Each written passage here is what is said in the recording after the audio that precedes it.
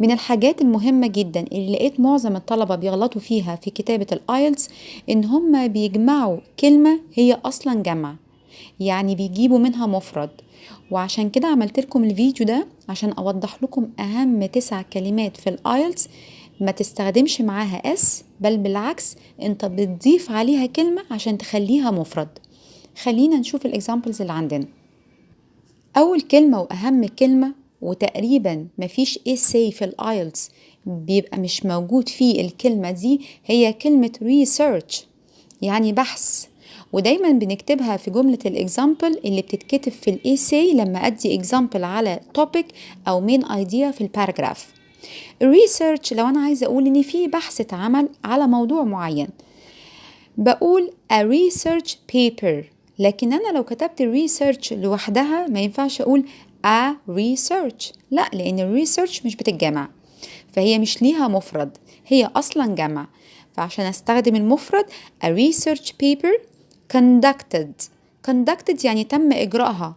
ودايما هتلاقوني في أي فيديو حتى لو بشرح جرامر هتلاقوني بقف لكم على الكلمات المهمة اللي تستخدموها في الآيلتس، لأن من كتر ما انتوا بتسمعوها في الفيديوهات هتبتدي تثبت عندكم وبعد كده تستخدموها، وكمان بترجمها. فتابعوني دايما علشان إن شاء الله تزودوا حصيلة كلماتكم. نرجع للجملة a research paper conducted يعني اتعملت in the UK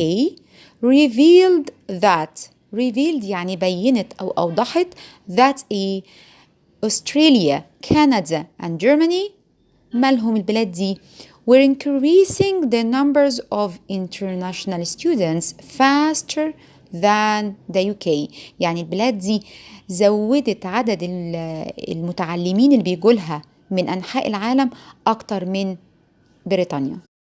الكلمة التانية اللي عندنا ملهاش مفرد هي information، وعشان أجيب منها المفرد بتاعها أقول معلومة واحدة بقول piece of information. الجملة اللي عندنا بتقول in the contemporary epoch يعني العصر الحالي، خدناها في فيديوهات قبل كده، عايزين نذاكر الكلمات. in the contemporary epoch most learners have surfed يعني ايه؟ هي surf لوحدها يتصفح الانترنت، يبقى لازم نعرف الكولوكيشنز اللي موجودة في الانجليش لان دي بتخلينا نستخدم الفيرب الصح في المكان الصح. يبقى لما احب اقول ان شخص بيستخدم الانترنت او بيتصفحه بيدور على حاجة بستخدم verb surf. Most learners have surfed the internet for each piece of information. في العصر الحالي معظم المتعلمين لما بيعوز حتى معلومة واحدة بيدخل يعمل سيرش أو يجيبها من على الإنترنت.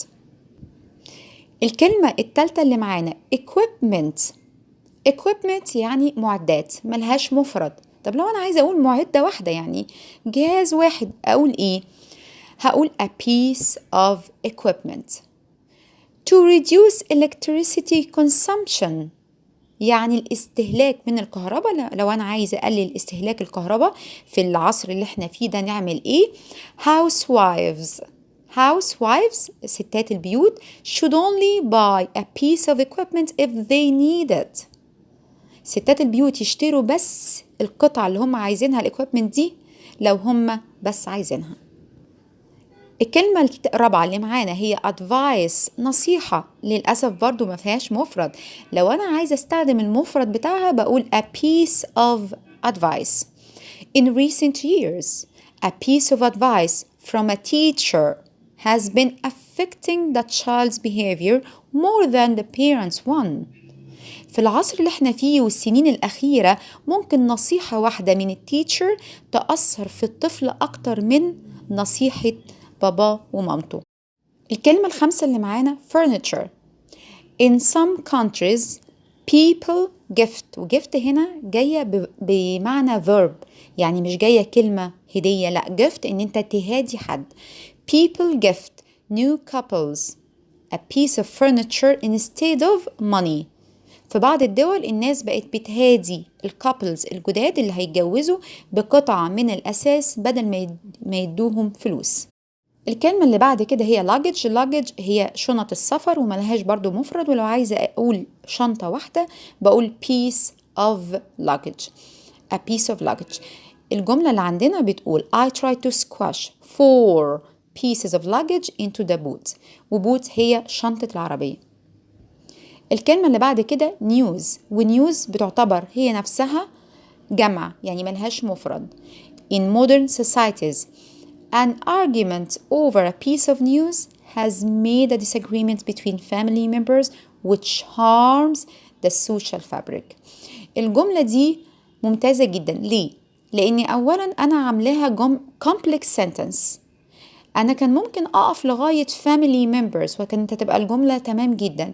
ليه أنا حطيت كوما وبعد كده which وزودت extra information عشان أعملها complex؟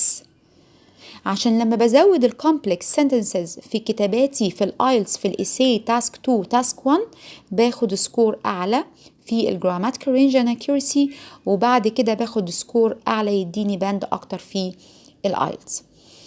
In modern societies an argument يعني خلاف over a piece of news. ممكن خلاف على خبر واحد، أنا قلت عشان خبر a piece of has made بقى بيعمل disagreement، بقى بيعمل اختلاف بين family members. يعني ممكن يكونوا 2 في عيلة واحدة يختلفوا فعلا على خبر أو شيء بيتناقشوا عليه، وللأسف ده بيعمل إيه؟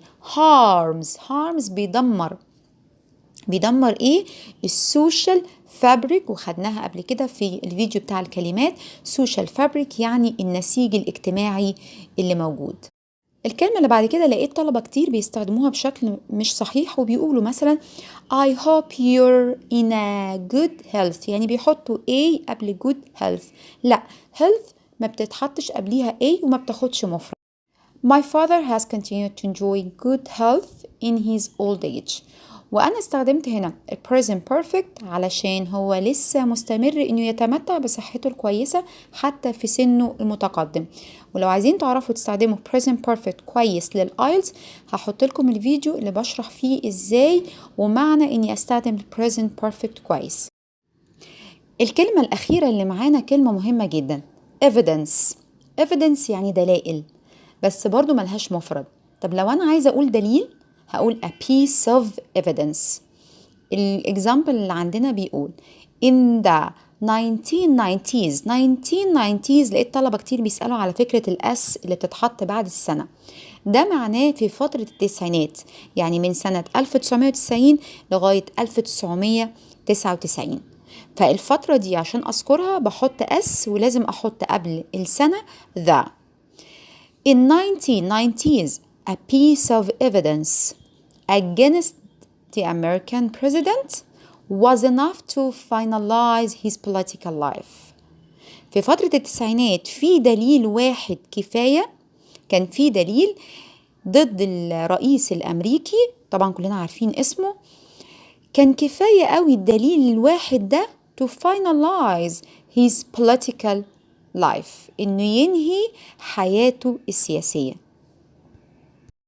أتمنى تكونوا استفدتوا من الكلمات اللي خدناها النهاردة. عايزين نذاكر جرامر ونذاكر فوكاب، والناس اللي بتحضر للآيلتس في مفاجأة قريبة جدا على القناة بخصوص التحضير لل4 مهارات. القناة لغاية دلوقتي mainly بتشتغل للرايتنج تاسك 1 وتاسك 2، ولكن الناس اللي بتجهز للآيلتس وهتمتحن قريب في مفاجأة قريبة خاصة بتحضير ال4 مهارات، يعني امتحان الآيلتس بشكل كامل ليكم هنا على القناة.